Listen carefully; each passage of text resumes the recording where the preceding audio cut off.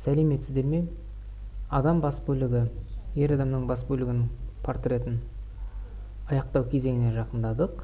Бүгінгі сабақта аяқтаймыз. Бірінші сабақта үйлестіріп құрастырдық. Екінші сабақта жарық көлеңкені көрсеттік. Ал бүгінгі сабақта жұмысты аяқтаймыз. Жарық көлеңкені мәресіне жеткіземіз. Ұсақ бөліктермен жұмыс жасаймыз. Жалпы композицияның тұтастығын бере отырып, жұмысты аяқтаймыз. Ендеше жұмысқа кірісейік. Алдымен шаштың кей бөліктерімен жұмыс жүргіземін. Себебі шаш өте күрделі пішінге сәйкес келеді. Әртүрлі бағыттар болады бұл жерде. Кейбір жерлер бұл біздің портретімізді бұйра шашқа негізделген. Сондықтан жалпы шығыңқы бөліктерді көрсете отырып, шаштың арасын өте дәлдікпен штрихтар жасаймыз. Ал өткен сабақтарда мен барлық шаштың негізгі өңдерін көрсеткен болатын. Бүгін шаштың тереңдігін, бағыттарын, кейбір бөліктерін ұқсастығын көрсетіп, ұсақ бөліктерін мұқият жүргіземін. Алдыңғы жоспарға қарағанда шаштың арғы бөліктері артқы астармен астарласып жату керек. Сол сәтте біздің шаштың ауа перспективасы түзеледі. Бұл жерде жұмсақ штрихтарды жүргізе отырып, бұндай жұмыстарда сфумато құбылысын көрінісін жасауға болады. Бұны орта ғасырлық суретшілер Леонардо да Винчиде қолданған. Бұл астар мен портреттің арасындағы жұмсақ байланысты өңден өңге өтуді көрсетіп отырады.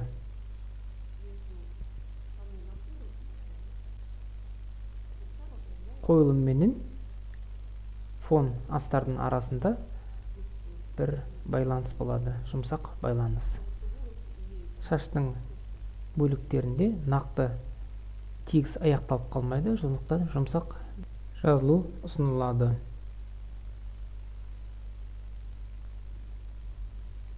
Алдыңғы маңдай шаш бөлігінің толқындарымен жұмыс жасаймыз.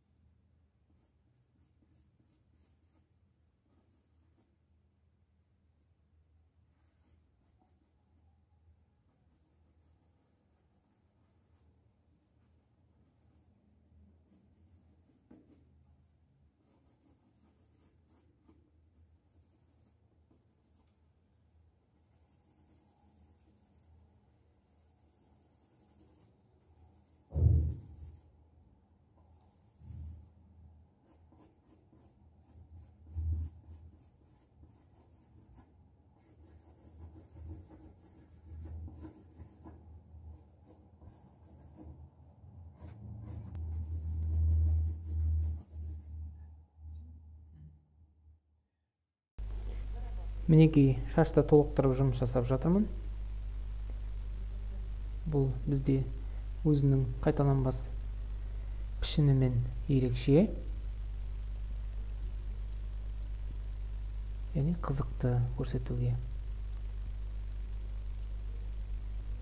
Әр түрлі бағыттарға бағытталған шаштың жанды қойылымды таңдағанда әрине қандай да бір мінезі бар бетінің ерекше келбеттегі адамның натурасын қоюға болады. Өзіңнің достарыңды, мүмкін үйдегі адамдар сізге қойылымға отыруы мүмкін. Немесе класстас құрбы құрдастарыңыз болуы мүмкін. Осылайша жалпы шаштың толқындарын көрсеттік. Әрбір портреттерде әртүрлі өзінің ерекшеліктері болады, өзінің нақты тұстарының. Бірінде көзі ерекше, бірінде мұрны қырлы болуы мүмкін. Немесе шаштың әлбеті портретті қызықтырып, толықтырып тұруы мүмкін. Шаштың жоғары жақ бөлігі ашық болып тұр осы жағдайда, және құлаққа төменгі тұста қанық көлеңкелерді толықтырамыз. Жоғары жағында жарық бөліктерді ара жегін аша отырып шаштарын толықтырамыз. Әрине менің ойымша сіздердің өздеріңіздің портрет жазудағы ерекше жазу үлгілерің бар шығар. Міндетті түрде шаштағы жылт тұстарды көрсетеміз.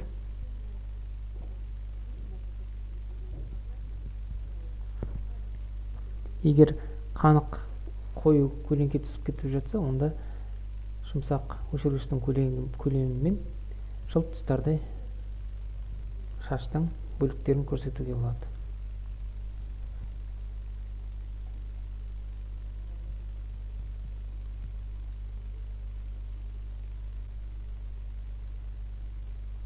Өшіргішті тазалап жіберіп, қырларымен шаштың кей жарық тұстарын өшіріп, із қалдырып көрсетуге болады. Сонымен балалар, бүгін сабақта біздер портретті аяқтадық. Жалпы жарық көлеңкедегі портреттің түсі осындай. Жарық бар, жарық көлеңке бар, шағылыстар көрініп тұр. Көйлектің жағаның пішіндері көрініп тұр. Ұсақ бөліктері. Мойынның жарық көлеңкесі, алдыңғы мойынның бұлшық еттері және жарық көлеңке. Шаштың негізгі тұстары, жалпының пішіні. Сондықтан біздің жұмыс аяқталды деп ойлаймын. Әрине сіздерде де сондай жұмысты жасады деп сенгім келеді. Барлығыңызға рахмет. Сау болыңыздар.